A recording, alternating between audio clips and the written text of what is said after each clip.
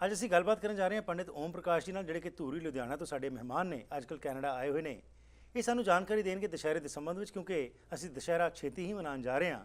ਦੁਸ਼ਹਿਰੇ ਦੀ ਕੀ ਮਹੱਤਤਾ ਹੈ, ਕਿਉਂ ਦੁਸ਼ਹਿਰਾ ਮਨਾਇਆ ਜਾਂਦਾ ਹੈ ਤੇ ਖਾਸ ਤੌਰ ਤੇ ਇਸ ਦਿਨ 'ਚੋਂ ਅਸੀਂ ਕੀ ਸਿੱਖਣਾ ਹੈ। ਆਓ ਸਵਾਗਤ ਕਰਦੇ ਹਾਂ ਪੰਡਿਤ ਜੀ ਦਾ ਅੱਜ ਦੇ ਇਸ ਪ੍ਰੋਗਰਾਮ ਵਿੱਚ। ਜੀ ਆਨੰਦ ਜੀ, ਵੈਲਕਮ ਟੂ ਦ ਪ੍ਰੋਗਰਾਮ। ਨਮਸਤੇ ਜੀ। ਸੋ ਪੰਡਿਤ ਜੀ, ਸਭ ਤੋਂ ਪਹਿਲਾਂ ਤਾਂ ਥੋੜਾ ਜਿਹਾ ਪਿਛੋਕੜ ਆਪਣਾ ਦੱਸੋ ਕਿ ਤੁਸੀਂ ਕਦੋਂ ਤੋਂ ਇਸ ਪਾਸੇ ਲੱਗੇ ਹੋਏ ਹੋ। मेरी जन्मभूमि है जिला संगरूर में जी। ते मैं नाभे संस्कृत कॉलेज पढ़िया जी। ते उत्थे ज्योतिष भी किया और वहाँ ज्ञान किया सारा। ठीक। ते फिर उसके बाद में हम धूरी रहे। अच्छा जी। धूरी से फिर लुधियाना आए। ठीक है जी। सो ये दशहरे की जो ਅਸੀਂ ਗੱਲ ਕਰਦੇ ਹਾਂ, ਦਸ਼ਹਿਰਾ ਜਿੱਥੇ ਵੀ ਪੰਜਾਬੀ ਰਹਿੰਦੇ ਨੇ ਉਹ ਬੜੇ ਧੂਮ-ਧਾਮ ਨਾਲ ਮਨਾਉਂਦੇ ਨੇ। ਅੱਜ ਸਾਨੂੰ ਇਤਿਹਾਸ ਦੱਸੋ ਦਸ਼ਹਿਰੇ ਦਾ ਹੈ ਕੀ ਹੈ ਤੇ ਕੀ ਇਸ ਤੋਂ ਸਿੱਖਣ ਦੀ ਲੋੜ ਹੈਗੀ ਹੈ। विजयदशमी जो है जी। पहले मैं आपकी जन्मभूमि उनको दसदा हाँ हाँ कि जिस टाइम ते कुशल्या पैदा हुई जी। कुशल्या पैदा हुई हम्म। तो नारद जी ने जाके उनको कहा जी। ना रावण को कि तुम्हारा काल पैदा हो चुका है। अच्छा जी। वो कहता मेरा काल नहीं है, मेरे पास है, हम्म। मेरी मृत्यु नहीं हो सकती। कहते ये मेरा मौत जरूर, काल जरूर है। जी। वो कहते कैसे, 3 दिन आनी, 3 दिन की लड़की सी वो अच्छा जी। कुशल्या, उसको उठा के लंका में ले आया। हम्म। जब वो लंका में लेके आ गए तो उनकी जो धर्मपत्नी थी रावण की, जी। मंदोदरी, अच्छा जी। हर चीज़ को जानने वाली, उसको ज्ञान था। जी। उसके जाके हाथों में पकड़ाया। हम्म। उसने देखा उसका विराट रूप, कन्या के नैन मस्तक देखे हो कि हे दुष्ट, हे पापी, तू ऐसी कन्या जो 3 दिन की, जिसने माँ का प्यार नहीं देखा, पिता नहीं देखा, कुछ नहीं देखा, उसको तो उठा के ले आया। मैं तेरे को शाप देती हूँ, सह कुलम नष्टों भवेद, तुम्हारी कुल का नाश करने वाली आई है, इसको अभी वापस करो। जी। वो बहुत डर गया, बहुत अत्यंत कम, शरीर कमर लग गया।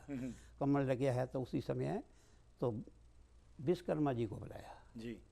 विश्वकर्मा जी को बुला के कहने कि भाई ऐसा करो, एक ऐसा बक्सा बनाओ लकड़ी का, एक महीना ना ही सोवे, अच्छा जी। ना एक महीना प्यास लगे और ना इसको क्षुधा ना भूख लगे। जी। विश्वकर्मा ने ऐसा बक्सा बनाया लकड़ी का, और ये सबको देखे, इसको कोई ना देखे। अच्छा। ऐसा विश्वकर्मा ने लकड़ी का बक्सा बनाया, ऐसे उसको बंद कर दिया। जी। और हवा लग गई। अर्धरात्रि समेव, आधी रात के टाइम विश्वकर्मा जी ने रावण को साथ लगा करके समुद्रों के पेट समुद्र में उसको डाल दिया। अच्छा जी। एकादशी तो लेके पूर्णमासी के चंद्रमा जड़ा है जी। वो समुद्र को मिलना चाहता है, वो छल्ला मारता है बहुत, पानी ऊपर चढ़ता है। पूर्णमासी को 16 कला संपूर्ण होता है तो वह ऊपर में उछलता है। अच्छा जी। चंद्रमा को पास पकड़ने के लिए। जी। तो ऐसे वो चलती चलती तो जंगल के जहाँ ऋषि रहते थे, जहाँ रावण जिनको तंग करता था, उनका रक्त निकालता था, ऋषि डरे भयभीत तो हुए जंगलों में बैठे थे। तो भगवान जब वहाँ बैठे तो उन्होंने कहा भाई उसके ऊपर लिखा हुआ कौशल्या, साटम धाये, उनके पास कुछ चीज़ नहीं थी। साटिका तोती ना तोती बन के उस बक्से को बाहर निकालिया, पानी के किनारे लाए, ला के किनारे के ऊपर जब बैठे तो उसको आड़ा दड़ा देखा, वो सबको देखती थी, उसको कोई नहीं देख रहा था। तो उन्होंने सोचा अब क्या करें, सोच विचार करके उन्होंने विश्वकर्मा जी से आह्वान किया, हवन किया। हवन करके उनके पास सुगंधी पहुंची। उन्हें कहा भी आप कहाँ से हैं, हम ऋषि हैं, जहाँ कुशल्या आ गई हमारे पास में, वो बक्से में बंद है, ऊपर लिखा हुआ कुशल्या, इसलिए हमने आपको याद किया है, उसको खोलो। कि हम बनाते हैं, खोलते नहीं। ठीक है। मेरे मेरे पुत्र हैं 2 नल नील, मैं उनको भेजता हूँ, वो आकाश के द्वारा नीचे आए, वो ऐसे बक्से के इसके ऊपर 2 फुट ऊपर उठाओ। वो ऐसे अलग कर दिया। लकड़ी का फूल बना हुआ, गुलाब का फूल, उसके पर वो अपनी निद्रा में बैठी थी। जी। जो अवस्था को प्राप्त हो चुकी थी। तो ऋषि ने बुला करके और हमारा जंगल में दशरथ जी को बुलाया, विवाह संस्कार किया। जी। जब विवाह संस्कार किया गया तो उस समय आकाशवाणी हुई कि आपके घर में भगवान राम जन्म लेंगे यज्ञ करने से। अच्छा जी। तो उनका जन्म हुआ। जन्म उसके अत्याचार वो सामने आए हुए कि वो कैसे जुल्म हो रहे थे, अत्याचार हो रहे थे। तो दे करके उन्होंने भगवान राम ने अवतार, भगवान विष्णु का अंश रूप भगवान राम है, ठीक। जिनका नीला शरीर था, जी। नीला सारा। तो उस समय किया, तो जाके जिस समय वही जीवा के ऊपर बैठ गई सरस्वती, तो दशरथ को कैकेयी ने उनको वनवास 14 वर्ष का दबाया। ठीक। तो जंगल में गए, ऋषियों को मिले, ऋषियों का कल्याण किया, उनकी बात पूछी, राक्षसों का वध करते करते समुद्र के किनारे बैठ गए। जी। जब समुद्र के किनारे बैठे, सोचने लगे, हनुमान जी ਜਿਹੜੇ थे वो बाल ब्रह्मचारी थे, तो उन्होंने सोचा अब कैसे करें पार। तो कहने की जरूर करेंगे। पत्थर उठाया, राम लिखा लगा, ओहो समुद्र जिले के अंदर पुल बन गया। जी। उससे जनता हो सारी फौज आगे चली गई। जी। जाने के बाद फिर कहा गया कि तुम सीता को छोड़ दो। वो कहता नहीं, मेरी भुजों में बल है, मेरे पास शक्ति है, मेरे पास ताकत है, तो मैं नहीं छोड़ूंगा। तो उन्हें नहीं इनकार कर दिया। हनुमान जी ने लंका को जलाया, वो बहुत कुछ हुआ। तो 12 मिनट है ना, तो इसलिए संक्षेप से कहता हूँ। तो जिस समय उन्होंने कैकेयी ने, और उसने कहा सारा, बैठ गई जीवा के ऊपर। तो मंदोदरी उथे जिस समय शादी हो गई, भगवान राम का जन्म हो गया। जन्म होने तो बाद ऋषियों को मिले, वो पुल बनाया गया, उसके पास कीता, पास जा कर के फिर भी कहा, विभीषण ने कहा कि महाराज बहुत मैं खुश हूँ, अत्यंत आपके दर्शन हुए, जिसके लिए मैं घोर तप 14 साल से, तुम जंगल में कर रहे थे, मैं 14 साल से जहाँ कर रहा था। विभीषण ते भरा नहीं सी रावण जी। तो भी आप, मैं यहाँ कर रहा हूँ, आपने धन्य, मैं आपका स्वागत, भव्य स्वागत करता हूँ जी। तो महाराज जो आगे आके जंग हुआ, बहुत बिहार वो आप रामायण में देखते हैं जी, समझ गए।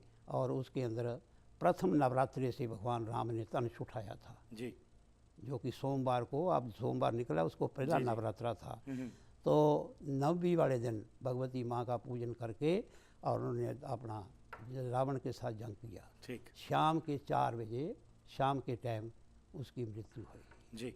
रावण की। जो मृत्यु तो उसने जी, ये शिक्षा जो मिलती है कि किसी स्त्री पर हाथ नहीं उठाना, ठीक, स्त्री का स्वाद करना, हम्म, और भाई से भाई का प्यार करना, जी, किसी से जुल्म नहीं करना। ठीक। तो भगवान राम ने राम नीति अब भी, तो भगवान राम का वाणी के अंदर 1668 खनि किन्ने नाम आते हैं भगवान राम के।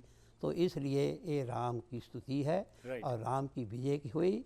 तो इसलिए ये युद्ध राम ਦਾ ਤੇ ਰਾਵਣ ਦਾ ਹੋਇਆ। हाँ ਜੀ, ਸੋ ਉਹਦੇ ਚ ਫਤਿਹ ਪ੍ਰਾਪਤ ਹੋਈ ਰਾਮ ਜੀ ਨੂੰ। ਓਕੇ, ਸੋ ਹੁਣ ਸਵਾਲ ਆਉਂਦਾ ਕਿ ਤਪਸਵੀ ਬਹੁਤ ਸੀ ਰਾਵਣ ਵੀ, ਜਿਹਦੇ ਬਾਰੇ ਅਸੀਂ ਪੜ੍ਹਦੇ ਹਾਂ ਕਿ ਬੜਾ ਗਿਆਨ ਸੀ।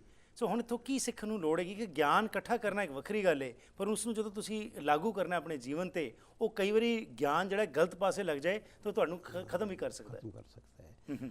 वो भगवान राम जिन्हें थे ऋग्वेद, यजुर्वेद, सामवेद, अथर्ववेद, जी, ये 4 वेद हैं। ये चारों वेदों का उनको ज्ञान था जी, क्योंकि भगवान विष्णु का रूप था। जी। रावण जड़ा राक्षसी विद्या थी, तांत्रिक विद्या था। तांत्रिक विद्या की सदा ही उसका मनुष्य का विनाश होता है। राइट। सो अब हम जो ਜਿਹੜਾ ਮਨਾਉਂਦੇ ਹਾਂ ਅਸੀਂ ਇਹ ਦੁਸ਼ਹਿਰਾ ਮਨਾਉਂਦੇ ਹੈਗੇ ਆ, ਇਹ ਭਗਵਾਨ ਉਹਦੇ ਵਿੱਚ ਸਾੜਿਆ ਜਾਂਦਾ ਹੈ ਰਾਵਣ ਦੇ ਪੁਤਲੇ ਨੂੰ। उसको सलाह था कि ਜਿਹੜਾ आदमी पराई स्त्री पर ऐसा अवगमन करता है ना, उसको ऐसे तीरों से मारा जाता है। ठीक। ਅੱਛਾ, ਇੱਕ ਭਵਿਸ਼ਣ ਦੀ ਤੁਸੀਂ ਜਿਹੜੀ ਗੱਲ ਕੀਤੀ ਸੀ ਹੁਣੀ ਕਿ ਉਹ ਉਹਦਾ ਭਰਾ ਸੀ ਰਾਵਣ ਦਾ, ਪਰ ਫਿਰ ਵੀ ਉਸਨੇ ਰਾਮ ਜੀ ਨੂੰ ਦਿੱਤਾ ਇਹ ਗੁਣ ਦੱਸਤਾ ਕਿ ਬਈ ਜੇ ਤੂੰ ਮਾਰਨਾ ਹੈ ਰਾਵਣ ਨੂੰ ਤਾਂ ਤੂੰ ਨਾਭੀ ਦੇ ਮਾਰ। ਹਾਂਜੀ। ਤਾਂ ਇਹਦੇ ਬਾਰੇ ਤੁਸੀਂ ਥੋੜਾ ਜਿਹਾ ਦੱਸੋ ਕਿ ਉਹ ਕੀ ਉਹਦੇ 'ਚ ਇੰਨੀਆਂ ਸ਼ਕਤੀਆਂ ਸੀ ਰਾਵਣ ਦੇ ਵਿੱਚ ਕਿ ਉਹ ਮਾਰ ਹੀ ਨਹੀਂ ਸਕਦਾ ਸੀ? नहीं, मर नहीं सकता था। वहाँ कुदरत ने पहले हर जब की मृत्यु का कारण बताया कि ऐसे तुम्हारी मृत्यु होगी। तो इसलिए उसको नाभि में अमृत था, तो इसलिए वो खूब गरजता था शेर की तरह से। तो इसलिए उन्होंने कहा कि नाभि के अंदर इसकी अमृत है। भगवान राम को खुद पता था कि मैं इसकी नाभि को ही तीर मारना है वहाँ पर।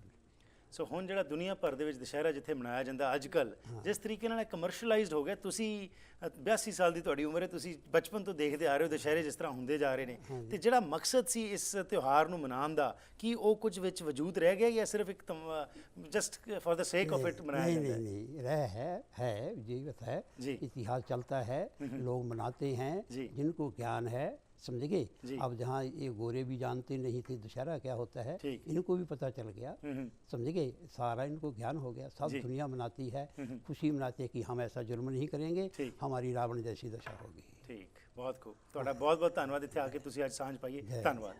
ਅੱਜ ਜਿਸ ਵਿਸ਼ੇ ਤੇ ਅਸੀਂ ਗੱਲਬਾਤ ਕੀਤੀ, ਤੁਸੀਂ ਸੁਣਿਆ ਕਿ ਦੁਸ਼ਹਿਰੇ ਦਾ ਇਹ ਤਿਉਹਾਰ ਜੋ ਮਨਾਇਆ ਜਾਂਦਾ ਹੈ ਉਸ ਵਿੱਚ ਫਤਿਹ ਹੋਈ, ਜਿੱਤ ਦੀ ਜਿਹੜਾ ਝੂਠ ਸੀ ਉਹ ਫੇਲ ਹੋਇਆ, ਅਤੇ ਹਮੇਸ਼ਾ ਹੀ ਜੀਵਨ ਵਿੱਚ ਸਾਨੂੰ ਉਹ ਚੀਜ਼ਾਂ ਨਾਲ ਜੁੜਨਾ ਚਾਹੀਦਾ ਹੈ ਜਿਸ ਨਾਲ ਕਿ ਅਸੀਂ ਚੰਗੇ ਇਨਸਾਨ ਬਣ ਸਕੀਏ। ਆਪਣੀ ਮੱਤ ਜੋ ਹੈ, ਆਪਣੀ ਸੁਰਤ ਜੋ ਹੈ, ਇਸ ਨੂੰ ਅਸੀਂ ਉੱਚਾ ਚੁੱਕਣਾ ਹੈ। ਇਹੀ ਸਾਨੂੰ ਉਪਦੇਸ਼ ਮਿਲਦਾ ਹੈ ਸਾਰੇ ਤਿਉਹਾਰਾਂ ਤੋਂ। ਖਾਲਸਾ ਕ੍ਰੈਡਿਟ ਯੂਨੀਅਨ ਵਿੱਚ ਅੱਜ ਹੀ ਆਓ ਤੇ ਵਧੀਆ ਵਿਆਜ ਪਾਓ। ਪਰਿਵਾਰਿਕ ਮਾਹੌਲ ਜਿੱਥੇ ਤੁਹਾਨੂੰ ਪਰਸਨਲਾਈਜ਼ਡ ਸਰਵਿਸਿਜ਼ ਮਿਲਦੀਆਂ ਹਨ। ਖੁਲਵਾਣਾ ਹੋਵੇ personal tax free saving account ਜਾਂ ਫਿਰ ਬਿਜ਼ਨਸ ਖਾਤਾ, ਜਾਂ ਫਿਰ ਲੈਣੀ ਹੋਵੇ ਮਾਰਗੇਜ ਜਾਂ line of credit. Khalsa credit union ਉਹਨਾਂ ਜਿੱਥੇ ਤੁਸੀਂ ਹਮੇਸ਼ਾ ਵਿਸ਼ਵਾਸ ਕਰ ਸਕਦੇ ਹੋ। ਯਾਦ ਰੱਖੋ, Khalsa credit union 5 branches lower mainland ਤੇ ਵਿਕਟੋਰੀਆ ਵਿੱਚ ਸਰਵ ਕਰ ਰਹੇ ਹਨ। ਖਾਲਸਾ ਕ੍ਰੈਡਿਟ ਯੂਨੀਅਨ ਤੁਹਾਡੀ ਆਪਣੀ ਕ੍ਰੈਡਿਟ ਯੂਨੀਅਨ।